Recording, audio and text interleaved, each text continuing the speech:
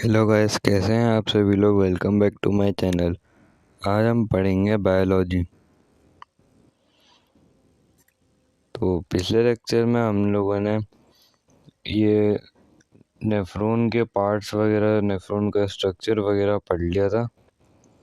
उसके बाद हम पढ़ेंगे फिल्ट्रेशन और reabsorption.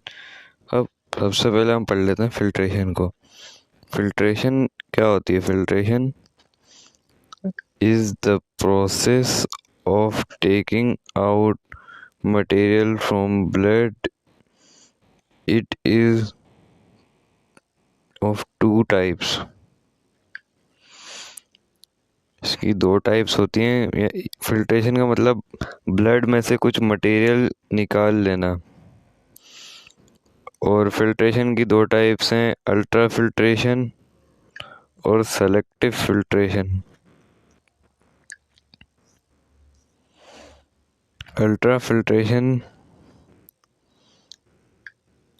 when blood enter glomerulus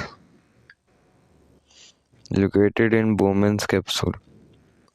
Most of the blood plasma is forced out from the blood.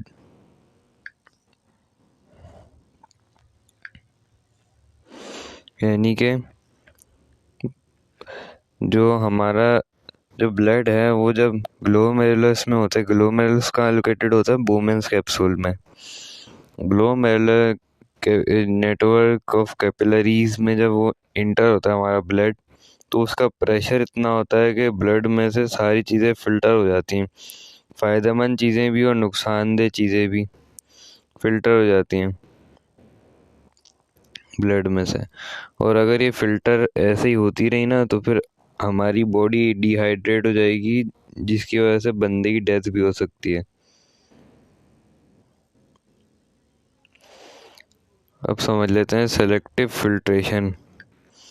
Selective filtration occur at proximal and distal convoluted tubule when blood enter into peritubular capillaries. The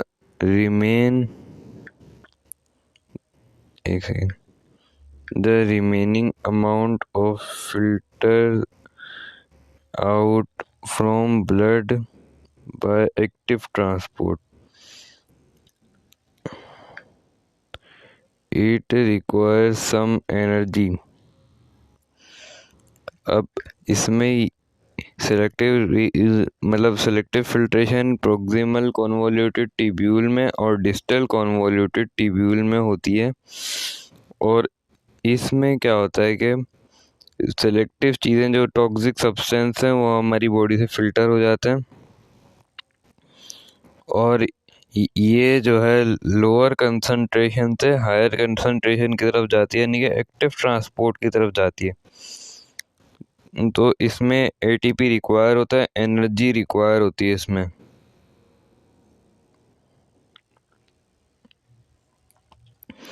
अब आते हैं reabsorption. To prevent this huge loss of water and useful salt when the filtrate passes through the nephron, useful substance and excessive water reabsorbed into the blood stream by non-selective and selective reabsorption.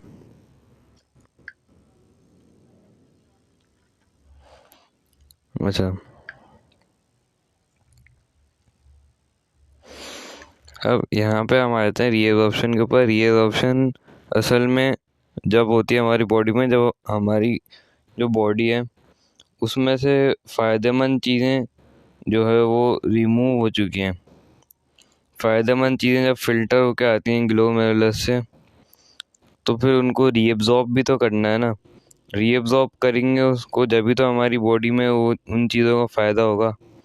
और जो हमारा access जो water होता है, जो हमारी body के लिए, जो हमारी बॉडी को ज़रूरत होती है जिसकी, ठीक है, तो उसको रीएब्जॉर्ब कर गए।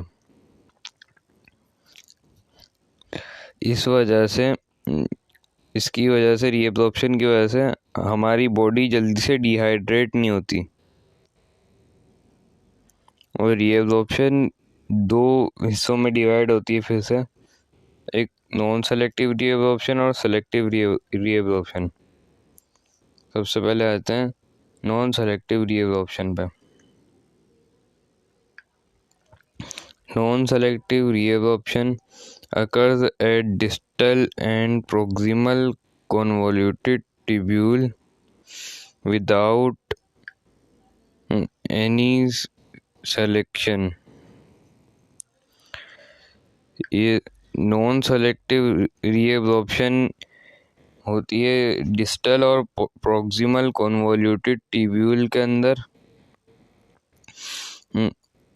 जिसकी वजह से सारा का सारा जो यूज़फुल सब्सटेंस है और जो टॉक्सिक सब्सटेंस है, दोनों के दोनों जो रीएब्जॉर्ब हो जाते हैं हमारी बॉडी में।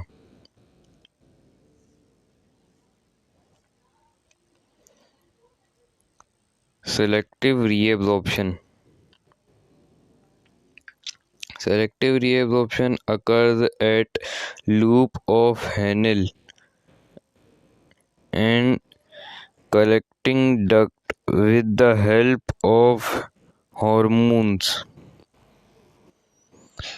ठीक है, अब इसमें सेलेक्टिव रीअब्जॉर्प्शन में क्या होता है कि ये लूप ऑफ हैंडल में और कलेक्टिंग डक्ट में होती है। इसमें जो है ना, सेलेक्टिव चीज़ें जो रीअब्जॉर्ब हो जाती हैं और बाकी चीज़ें फिल्टर हो जाती हैं। इसमें दो तरह के हार्मोन होते हैं, ADH hormone, ADH anti diuretic hormone, और पीटीएच पैराथायरॉयड हार्मोन। इन दोनों हार्मोन्स को जब वो रिलीज होते हैं, जब ये दोनों हार्मोन रिलीज होते हैं जब हमारे पास सेलेक्टिव रीअब्जॉर्प्शन हो रही होती है। अब इसको थोड़ा सा हम डायग्राम की मदद से समझ लेते हैं। फॉर एग्जांपल, यहाँ पे हमारे पास ब्लड आया, यहाँ से सारी चीज़ें फिल्टर हो जाएंगी, ठीक है। उसके बाद इसमें प्रोक्सिमल कन्वोल्यूटेड ट्यूब्यूल और इसमें डिस्टल कन्वोल्यूटेड ट्यूब्यूल, इसमें नॉन सेलेक्टिव रीअब्जॉर्प्शन होगी और सेलेक्टिव फिल्ट्रेशन होगी।